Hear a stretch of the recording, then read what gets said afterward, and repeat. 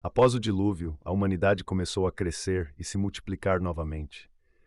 Os descendentes de Noé se espalharam pela terra, mas ainda eram uma comunidade unificada. Todos falavam a mesma língua, facilitando a comunicação e a colaboração entre eles. Em Gênesis 11:2 está escrito: Ora, toda a terra tinha uma só linguagem e um só modo de falar. E aconteceu que, partindo eles do Oriente, acharam um vale na terra de Sinear e habitaram ali. Neste ambiente de unidade, a humanidade encontrou um vasto e fértil vale na terra de Sinear, ideal para estabelecer uma nova civilização. A escolha desse vale não foi por acaso. Suas terras férteis e recursos abundantes prometiam um futuro próspero para os que se estabelecessem ali. A unidade da humanidade não se restringia apenas à língua. Havia também uma coesão cultural e um propósito comum. Eles estavam determinados a trabalhar juntos para criar uma sociedade duradoura, capaz de enfrentar os desafios que surgissem. À medida que se estabeleceram no Vale de Sinear, as pessoas começaram a desenvolver suas habilidades e conhecimentos. Descobriram como fazer tijolos e usá-los na construção, marcando um avanço significativo em sua tecnologia e arquitetura. Este progresso alimentou sua ambição de realizar algo grandioso: construir uma cidade e uma torre cujo topo alcançasse os céus. Esse projeto não era apenas um empreendimento arquitetônico, mas uma declaração de independência e suficiência.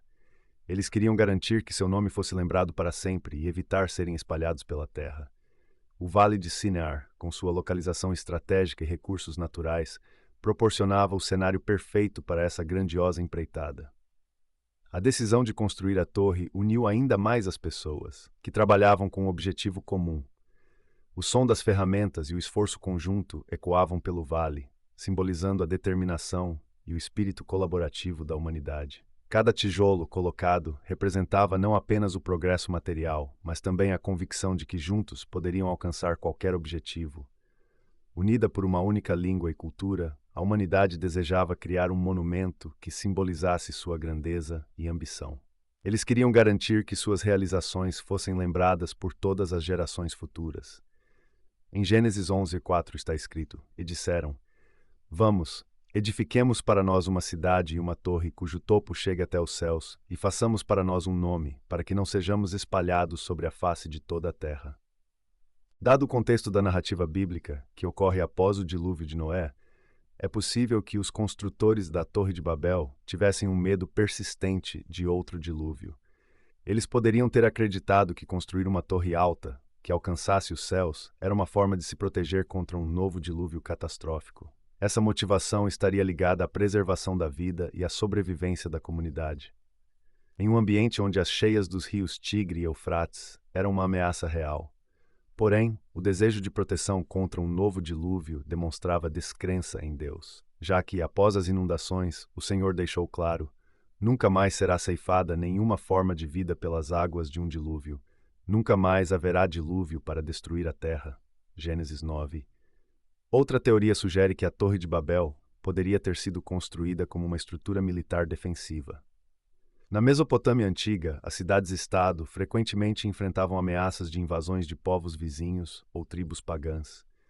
A construção de uma torre alta poderia ter servido como um posto de observação estratégico para detectar inimigos e como uma fortaleza para se proteger em caso de ataque. Dessa forma, teria uma função tanto prática quanto simbólica, representando a defesa da cidade contra ameaças externas. Vale lembrar que em Gênesis 9, Deus abençoou Noé e seus filhos, dizendo-lhes: Sejam férteis, multipliquem-se e encham a terra. Ou seja, Deus havia ordenado que a humanidade se espalhasse pela terra após o dilúvio, mas os construtores da torre desobedeceram a essa ordem. Sua desobediência representava descrença e falta de submissão à vontade divina, preferindo seguir seu próprio caminho às orientações de Deus. A torre planejada para ser a mais grandiosa construção da época refletia essa ambição desmedida. Seu design arquitetônico era imponente, projetado para se elevar aos céus, um marco visível a grandes distâncias.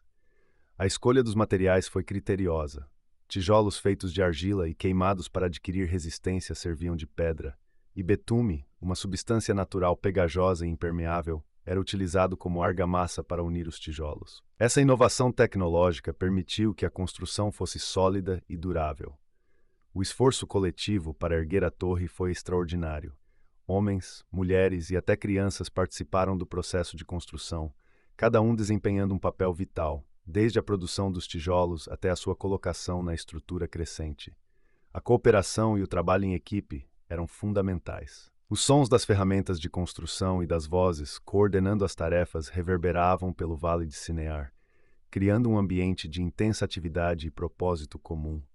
À medida que a torre subia, sua sombra se estendia pelo vale, simbolizando o poder e a determinação da humanidade. A construção da torre não era apenas um feito de engenharia, mas também uma manifestação da vontade coletiva de dominar e compreender o mundo ao seu redor. Cada novo nível adicionado à torre era uma prova do que a humanidade podia alcançar quando trabalhava unida. Considerando o contexto histórico e arquitetônico da Mesopotâmia antiga, onde a história da Torre de Babel é frequentemente associada, é possível que a estrutura inicial fosse um zigurate. Os zigurates eram torres de templo escalonadas, com degraus ou rampas que levavam a um santuário no topo. Eles eram comuns na região e serviam como locais de culto religioso. A construção da torre também era um símbolo de resistência. Os construtores estavam determinados a evitar a dispersão sobre a face da terra. Eles acreditavam que, ao fazer um nome para si mesmos através dessa grande obra, poderiam manter sua unidade e garantir um lugar de destaque na história.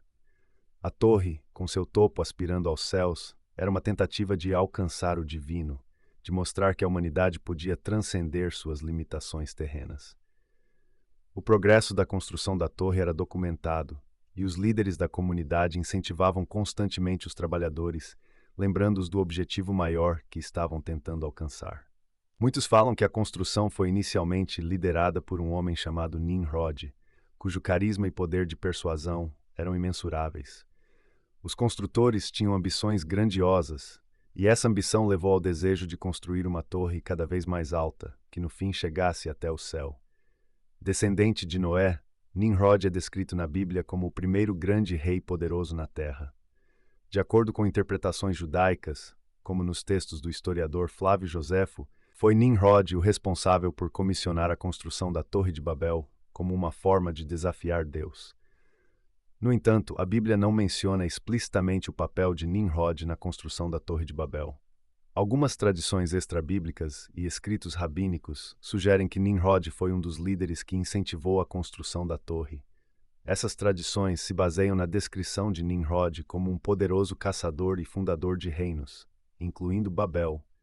Conforme mencionado em Gênesis 10, 8-10, Nimrod, que começou a ser poderoso na terra, ele foi poderoso caçador diante do Senhor, pelo que se diz como Nimrod, poderoso caçador diante do Senhor.